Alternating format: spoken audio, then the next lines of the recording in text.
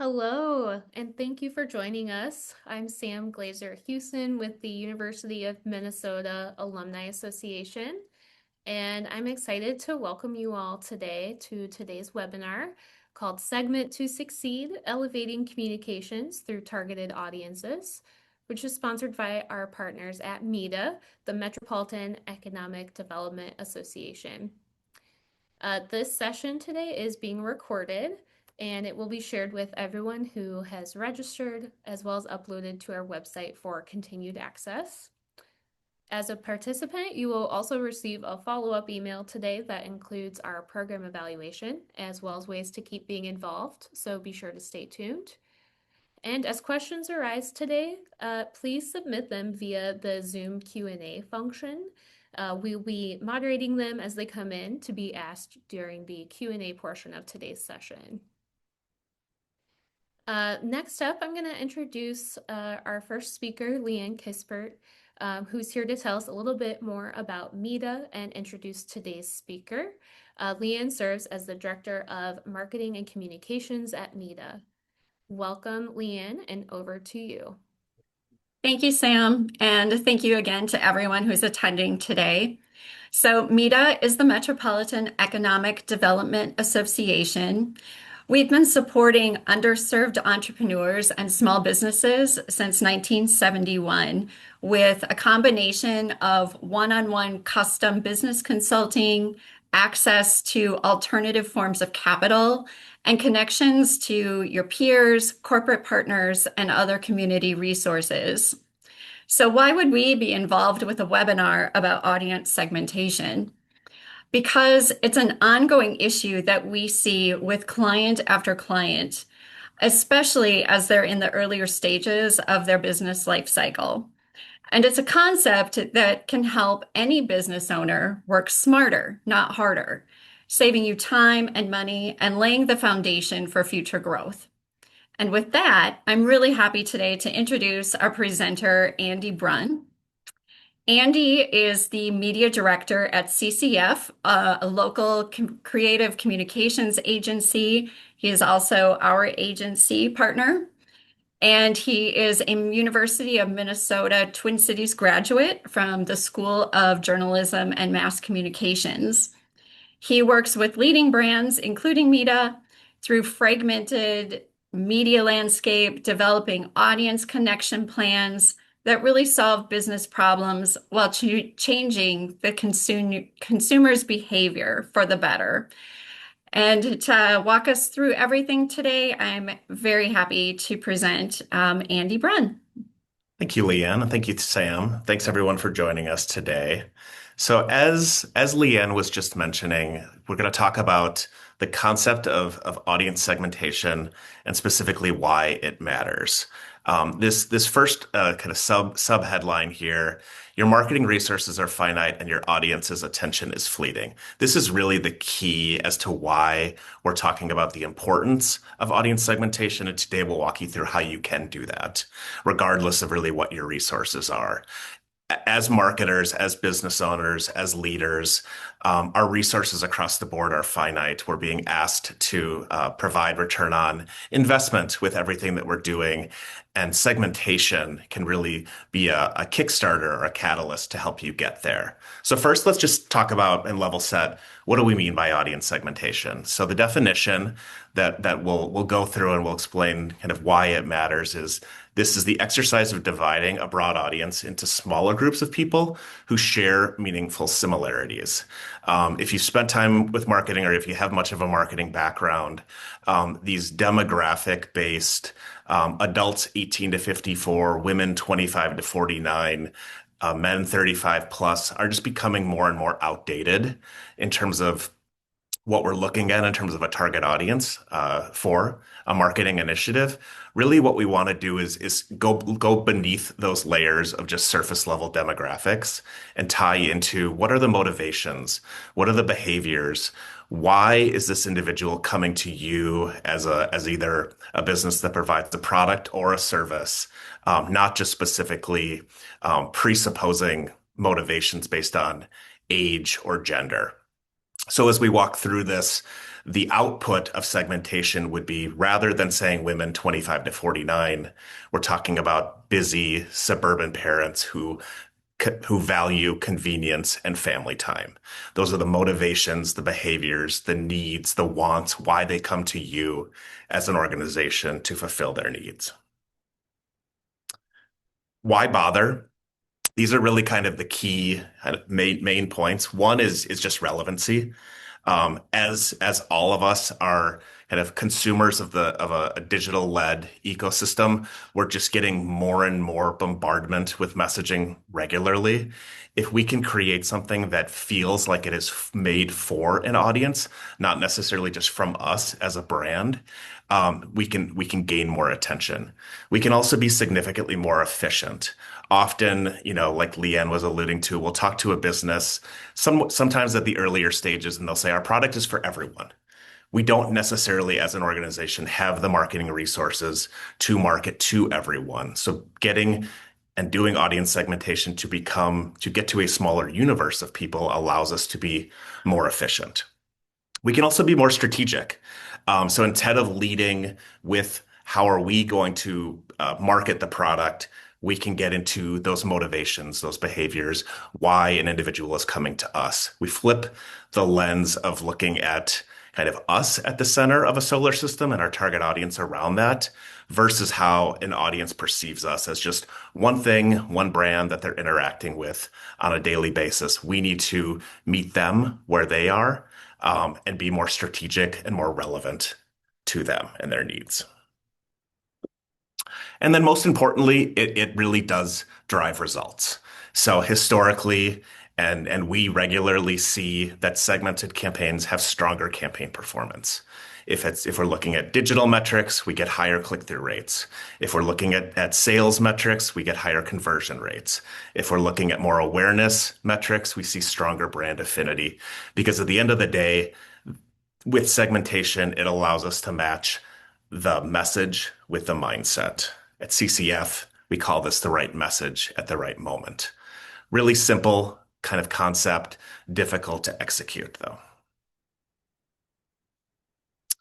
So let's start, and we're going to walk through an exercise of how you, as a business leader, business owner, decision maker, can do audience segmentation.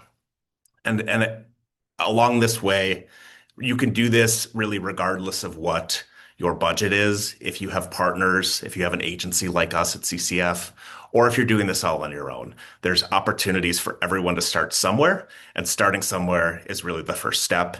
And if you leave with anything today, it's knowing that this is possible and that you can do it. The first lens that we want to look at are just what are the different types of segments that we can do. I've touched on demographics a bit already.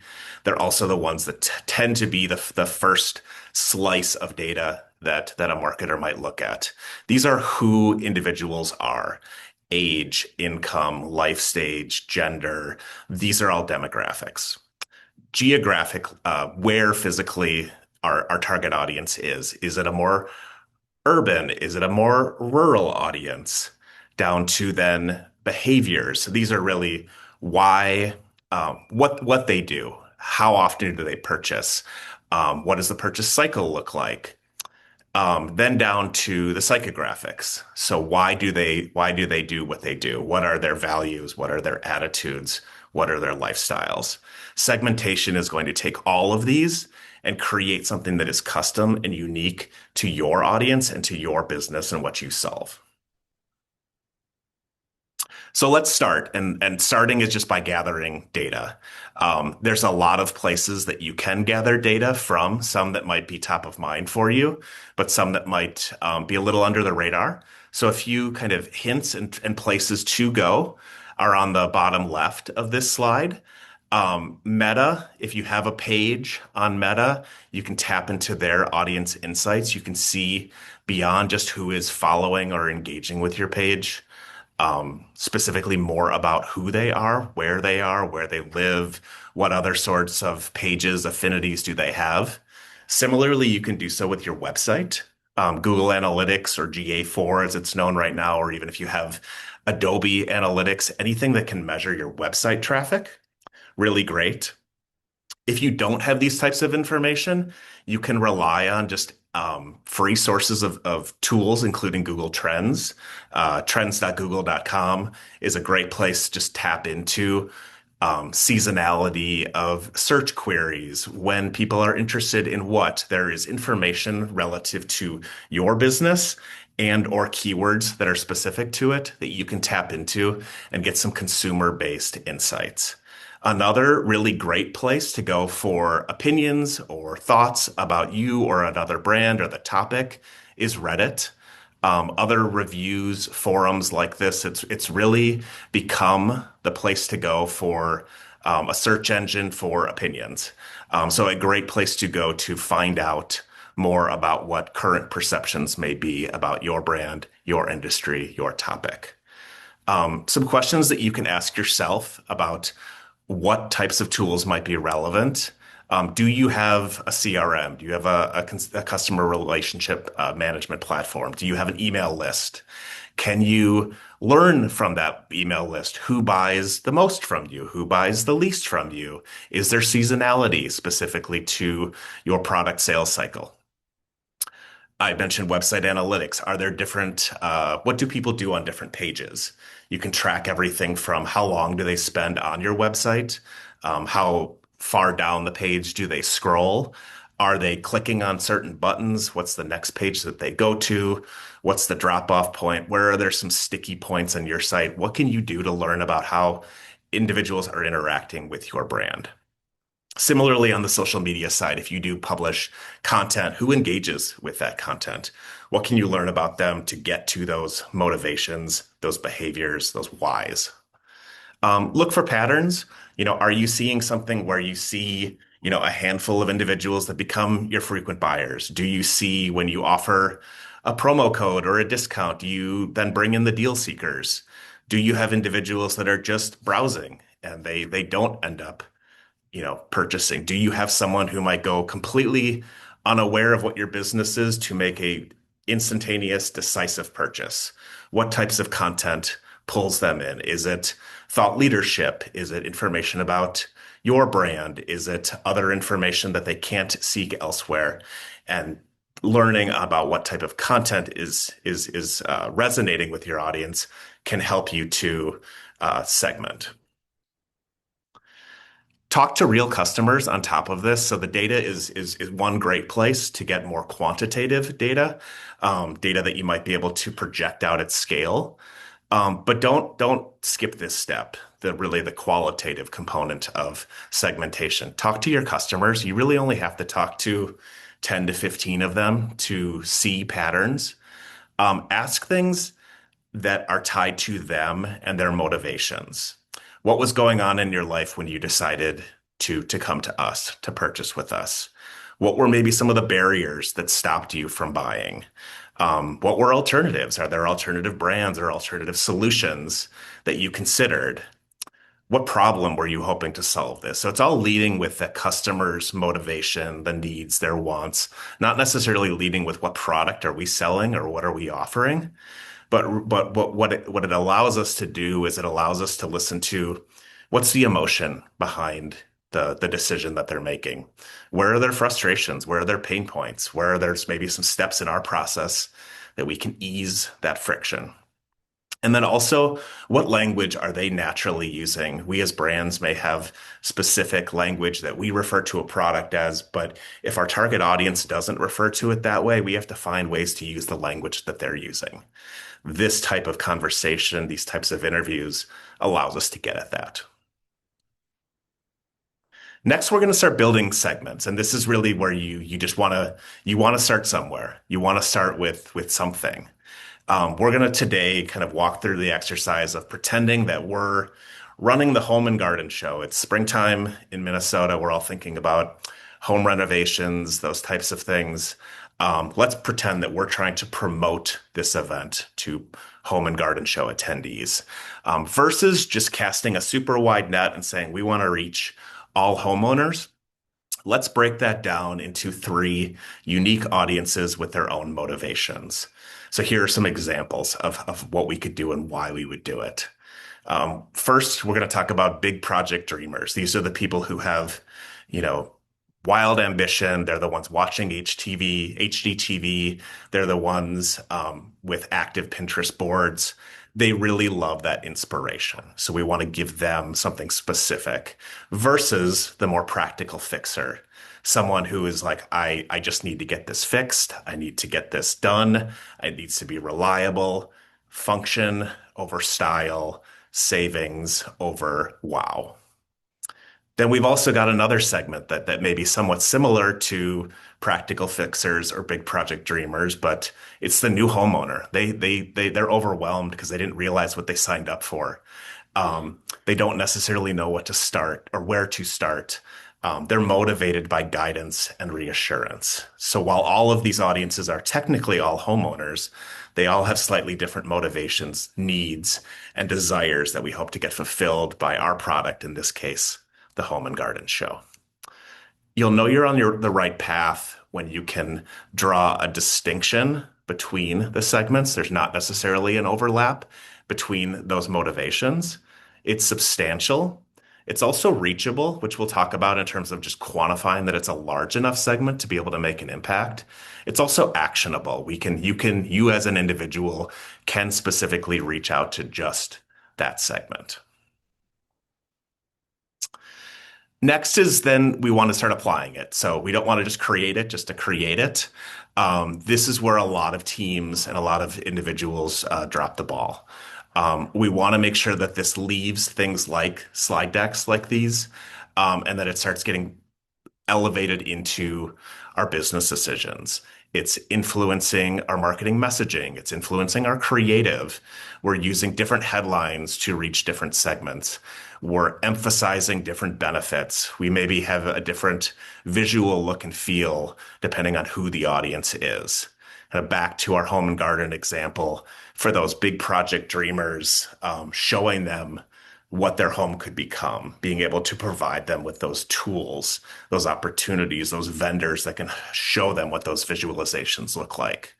The practical fixers, telling them, fix what's not working. It's done in a weekend. The reliability, the trust that I have to provide a vendor and or someone who can teach me those skills to do so. Overwhelmed new owners, you need everything all in one place. Where are those one-stop shops that I can go that maybe hasn't been on my weekend errand radar, but now I know that I can include this if I have something to go to solve. It's all in one place.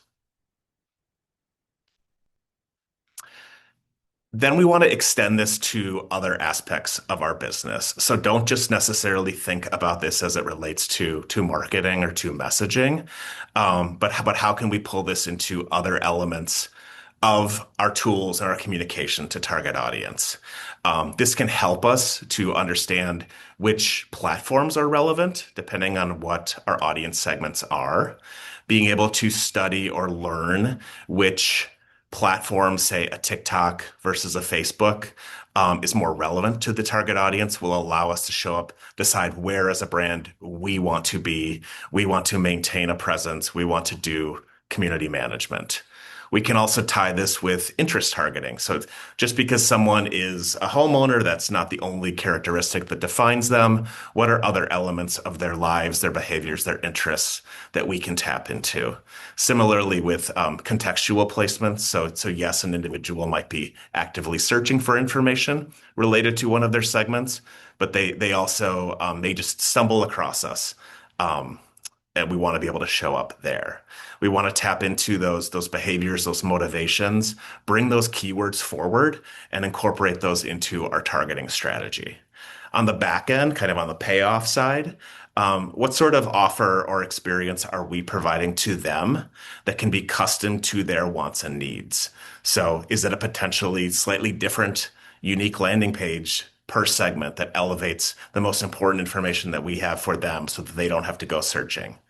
Is it a slightly different email strategy or a nurture strategy where we're following individuals and maybe the step is not linear for every single target audience? We can also test offers. We can see, is this segment more or less likely to be receptive to a custom offer, a discount code? Is an audience really less looking for a discount, but really looking for that reliability, that trust that we might be able to pay off with thought leadership? Um, Always keep in mind that you want to be audience first. So think about the segments, not necessarily the channels. Just because you as an individual may love a channel or are on LinkedIn regularly, if your audience isn't and your segment isn't, it's not necessarily a great use of resources to maintain a presence on a page that your audience, your customers are not regularly going to visit. So a few things to kind of keep top of mind. Um, And again, whether this is something that you're doing on your own or you have a research partner or an agency partner like ourselves, try to keep this to 3 to 5 segments. Too many become unusable really quickly. So start with 3, 5 at the most. Humanize them. Try to think of them as a group of humans. What are some similarities between them? Often we'll name a segment that then replaces using them as the demographic description of 35 females 35 to 54 with a certain household income. Instead, we're going to call them time-starved multitaskers. We're leading with what those motivations are. We're leading with then what the why is in terms of why they're coming to us. And then we're, again, using their language. So we want to make sure that we're parroting that back to them, increases that relevancy. And all of this really just comes down to the kind of core elements of behavior change. So really what we're trying to do as marketers, as communicators, is really change current perceptions and behaviors. And all that comes from studying audience segments, finding out the whys behind the whats. And then if they're not where we want them to be, what is that emotional catalyst? What is that kind of messaging platform that can get us to shift from current perceptions and behaviors to desired perceptions and behaviors? And with that, I think we'll turn it over to Q&A. I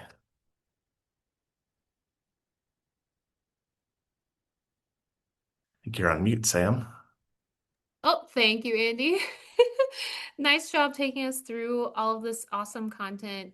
I think it's so valuable for especially smaller business owners to really think about how to make that marketing dollar go a little bit further and be intentional with it. I do have a list of questions I'd love to jump into, kind of from that perspective.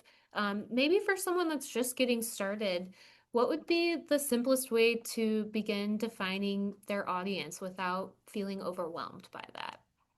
Yeah, I think it is. It's the shifting of thinking of an audience as a demographic filter and looking into the whys behind your customers. So take a look at existing customers, take a look at existing users, identify a common pattern. Why did they choose you? What problems did they need to solve? And then can you turn that into something that's simple, something that's human, something that's relatable, that you could talk to really anyone about and be able to share what that is. So it's just it starts and it's real and it's relatable and it's authentic. Authenticity feels like something that is so important right now more than ever. I know I follow quite a few folks on social media, and that feels like the winning success is how to be really authentic.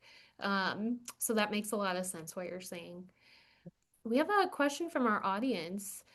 Can you compare the concept of segmentation or this approach to the concept of personas? Sure, very similar. And actually, I would consider them to be synonyms. So I would say doing segmentation often can result in a persona. So I think it's a great way to. So as far as I'm concerned, I would look at them as synonyms. Awesome. That helps to define that a little bit too. And then can you maybe address what are some common mistakes that you're seeing entrepreneurs or organizations make when they think they've segmented their audience, but maybe it's not quite there? Yeah. One, it's either too few or too many. So that 3 to 5, I think, is the sweet spot. So having them be actionable. If you can't necessarily target or differentiate your message, it's great to have that segment, but if you can't act on it, it's really challenging. So that's where just thinking through how do I want to segment them? How can mechanically I send this message to this segment, this message to another segment, and vice versa. And then the other piece is just doing the exercise, but then not incorporating it into your business. So it's leaving it back into the slideshow and be like, oh yeah, remember that fun exercise we did 6 months ago? We really need to do incorporate that and not just continue to do business as usual. That makes a lot of sense and sort of ties into the next question too. Um, when your audience feels like it's everyone that you're selling something to, how do you begin to narrow it down, especially if you don't have a lot of information about your customer base? Yeah. That's where I think it is. It's leveraging the information that you do have. So if you have a website, hopefully you have analytics on it. If you don't have analytics on it today, get an analytics tag on it so that you can start learning over time. If you have a social following, social media page, who's engaging with your content? What type of content is resonating? If you're publishing something, some posts are going to do well, some aren't. Try to see what those patterns and themes are. If you have a email list, again, who's opening your emails, who's not, who's engaging, who's clicking. Can you find those patterns? And then outside of that, if you can grab, 10 to 15 of your customers, have a conversation with them about their motivations. Don't lead with you as the brand or the business or the solution that you're trying to solve for them or the product you're trying to push them towards. But what's their motivation? Why are they coming to you? Those I think are the great ways, and there's really no barriers to any of those. I love that too. And getting back to that theme of authenticity, just really getting with your customers and finding out like how are you serving their needs and Yeah, hearing that in their own words can, I'm sure, really help you think about your own process as well. definitely. All right. Our next question, how would you recommend prioritizing audiences if your time or budget only really allows you to focus in on one or two groups? I'd focus on whatever you deem to be your highest value. So start where you think this can make the biggest impact on your business. So who are the individuals who are maybe most likely to convert? Are they high intent individuals? Do they have an urgent need for your product or service? Also, who are maybe the easiest people to reach? Are they already connected with your brand? Do you not necessarily have to put advertising dollars behind them to reach them? Kind of start with kind of that low hanging fruit, what you feel like is the easiest component of it. And then you can build from there. That makes a lot of sense to place the eggs in the basket with the highest return for Yep. where you are working on this. To get a little bit more granular, do you mind sharing some examples or perhaps one example of when narrowing an audience actually led to better results than trying to Yeah. reach more people? Yeah, our partners with MEDA, I think, is a great example. So, we've been working with them now, and they have obviously their universe of individuals that they're looking to reach, as Leanne was mentioning. But we don't necessarily have the resources to talk to everyone who might be relevant to MEDA. So we specifically have done some audience segmentation, some audiences that we've moved forward with, some that we haven't, but we've done the exercise. So we've done and looked at who are those BIPOC business owners, those who are actively in the field, who may need consultation help. They may need access to capital. They have different motivations than maybe someone who is in school, who is looking to potentially become an entrepreneur, a dreamer. There's also an element of our audience that is those who have the means to donate. They're a donor audience. They may have shared values with what MEDA has to offer, what they're bringing to the table, what they're doing to help support and help grow these entrepreneurs. All of them have slightly different motivations. We worked with MEDA to help create specific messaging that's relevant to each of those audiences, and then also pay that off with unique landing page experiences where then we're giving them and elevating the content that's relevant to them, their needs, and how the brand can intersect with the audience. That's awesome to hear. I know many of us are doing audience segmentation in different ways, and it seems like so much for an entrepreneur who may be an up department or office of one person to then think about how to balance all of these things. So it makes a lot of sense to really just place the most value bang for your buck on trying to advance some of these ideas. Definitely. Um, Thinking about maintaining this over a period of time, how often do you think businesses should revisit this concept and update their audience segments? I would say at most, probably twice a year. This isn't something you need to come back to regularly. I think this is something you can look at, especially if it's business as usual. One caveat to that I would make is that if you are changing your business, if you are launching a new product that might solve a need, you may then become, and it may now require a new audience segment for you to consider. Also, if you start seeing shifts in your performance? Is the path to purchase slightly different? Is there engagement that is rising or dropping? That those might be signs to you that you might want to, maybe take one segment and now turn them into two, or maybe you're going to look to combine to get scale. So I would say just in general, um, one or two times a year I think is great, unless you're doing something that is a change to your business model. That makes a lot of sense. And actually, it's sort of a comfort to know, like, you can think carefully about this now and then use the benefit of that for, half the year, even most of the year ahead before revisiting. Yeah, and I think it's a great filter for work that you are doing. Just to remind, are we coming back to this? Are we talking about the customer?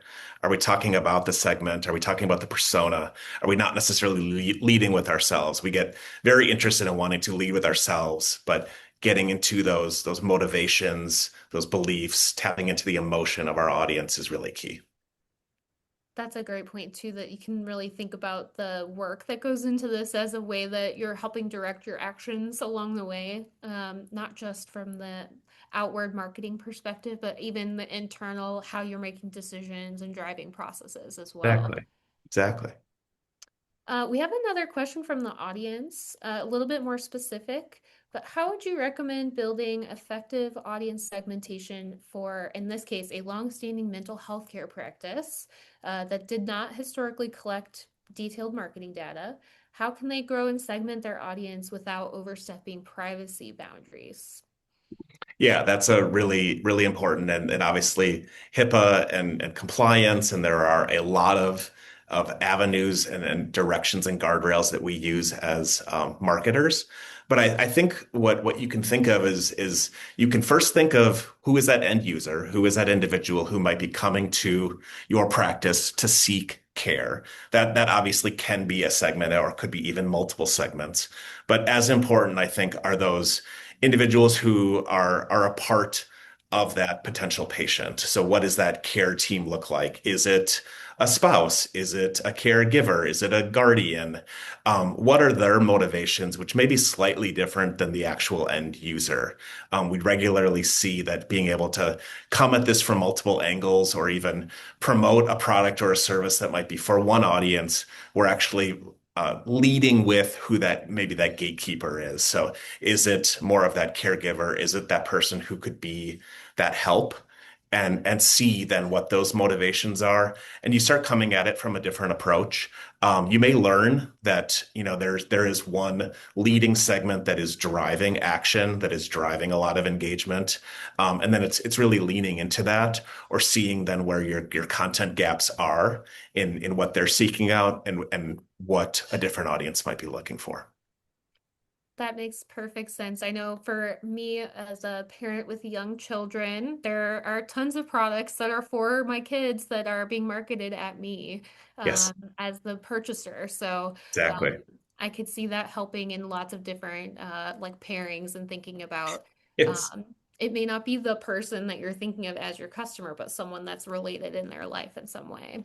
Exactly. And then you just start acknowledging then to that audience, to that full universe of individuals that you then as the brand, you as the product, you as the service, understand that it's more than just that end user that's involved with your product, your service. You're tapping into their emotions, their needs, their wants, their desires.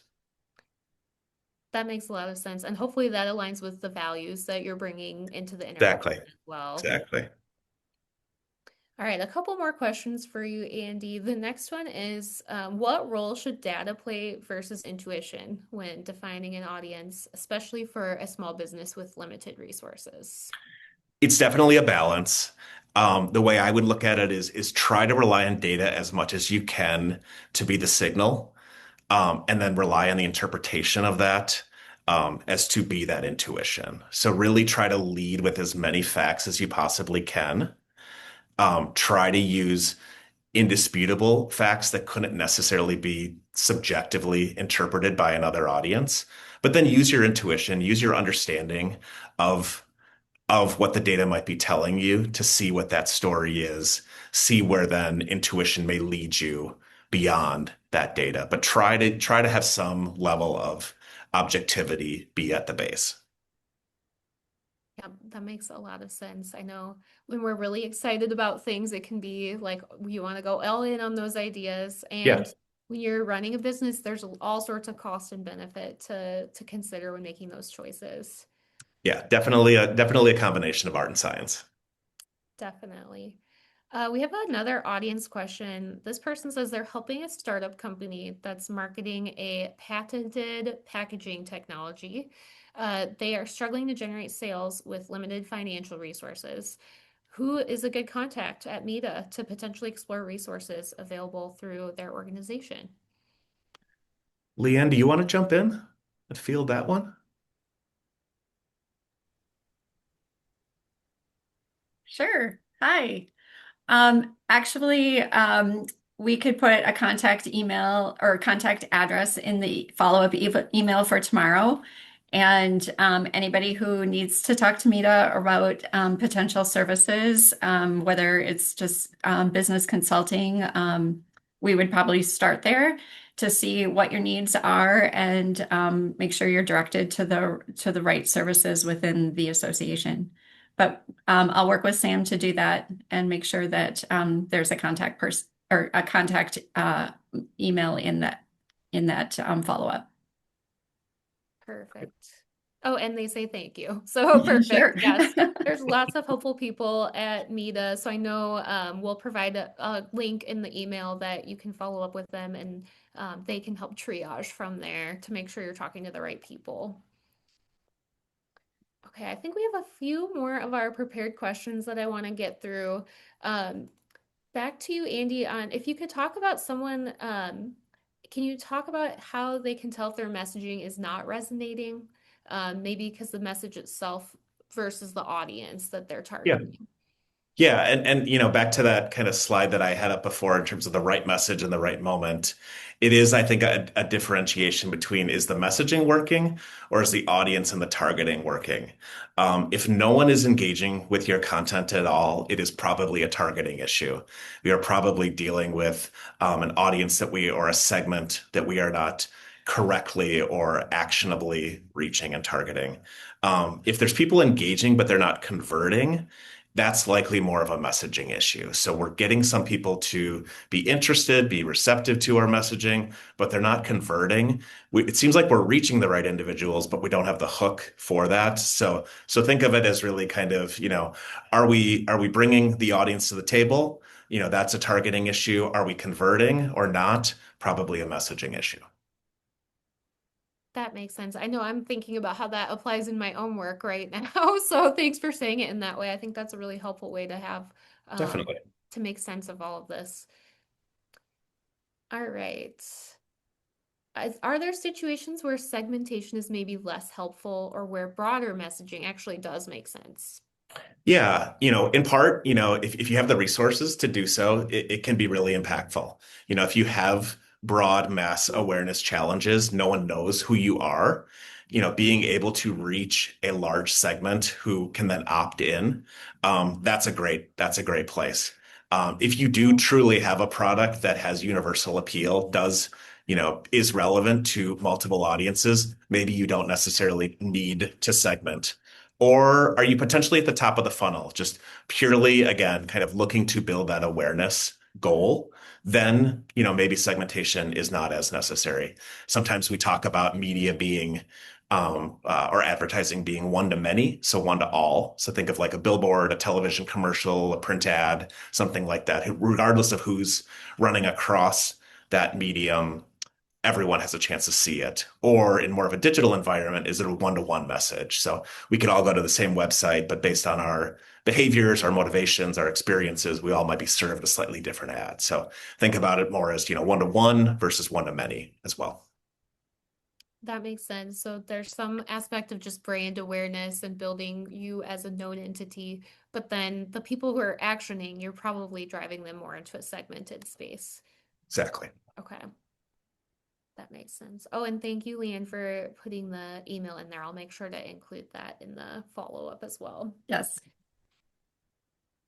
All right, we have two questions left. The second to last one we'll go with is what audience insight do you wish more small businesses or marketers paid attention to early on in their process?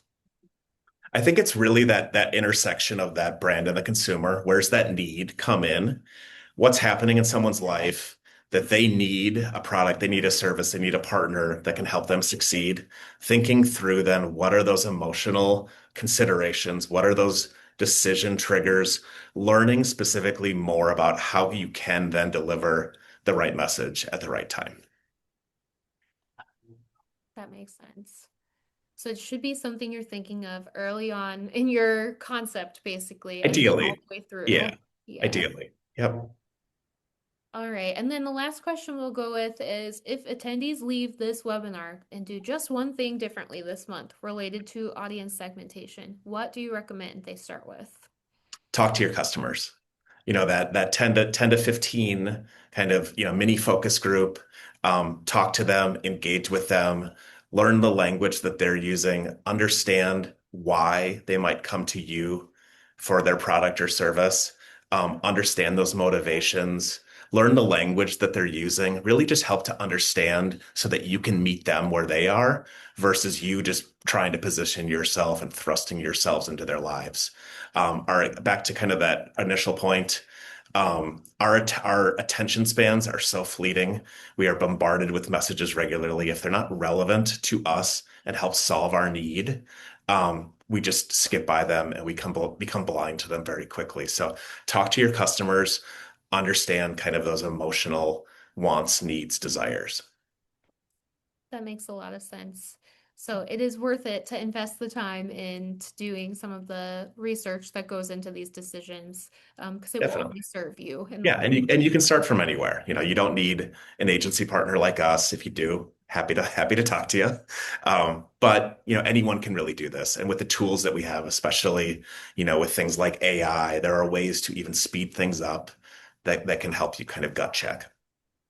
That's a good reminder. Use all the free tools that are out there Exactly. until you level up and need a little bit more than that. Exactly. That's awesome. Well, thank you, Andy, so much for giving us all this information and insight. You've made a complicated topic feel really tactical and easy to kind of take a little piece of and grow from there. So thanks for your time on this. Um, Definitely. No, thank you. And thanks to Mita too. and I was just going to add too, Leanne, is there anything else you want to add or invite for the audience before I close this out today? I just want to thank everyone for coming. Again, I just put the email into the chat and we'll also include it in the follow-up information. CCF has been a great partner for us. They've really helped us define some audiences that we can start to target and move the needle. Like Andy mentioned, we've had a variety of audiences. We can't afford to reach all of them, but it's definitely been a great exercise and we are seeing impact from it. So it's definitely something that I highly recommend. I do have a marketing background, so I would recommend it anyway, but we are really seeing it come to life in real time. So That's awesome. Very cool. Well, thank you both for your energy getting prepared for today's session. I'm going to quickly close this out here with just a reminder to our audience that membership powers everything we do here at the Alumni Association. If you would like to learn more about membership, there will be a little bit of info in that in your follow-up email as well. And then I'll just briefly mention we have one remaining webinar this spring coming up on Thursday about current economic conditions. So we hope you'll consider tuning in for that one. And thank you for attending today's event. Stay tuned to your email and we will follow up with all the information we discussed. Thanks, everyone, and have a great rest of your week.